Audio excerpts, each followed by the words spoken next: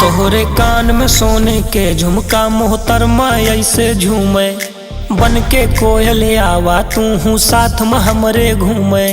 सोने वाला झुमका मोहतरमा काने में झूमे, बन के कोयल आवा तू हूँ साथ में हमरे घूमे।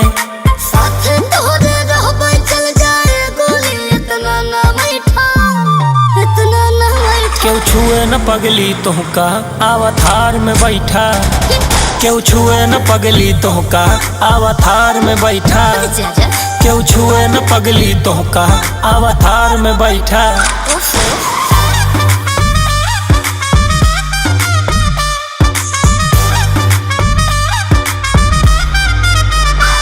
हम घर से निकली मम्मी हमका 10-10 बारी है रे, लखनऊ से गोंडा तक देखो लइका हमका छेड़े। गोंडा में ब्रिजभूषण चचा से भेंट करा देबे, लखनऊ में भैया से कही के प्रशासन सेट करा देबे। तब केहू न छेड़े तोहका केहू न छेड़े, अब हमरे नेरे तोहका केहू न छेड़े।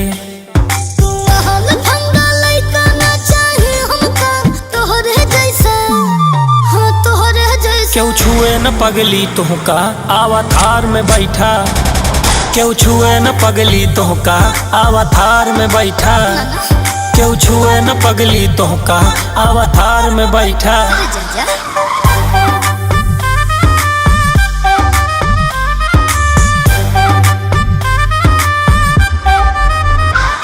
तू सबका निगाह चढ़ा न जाने कब तो है जेल है।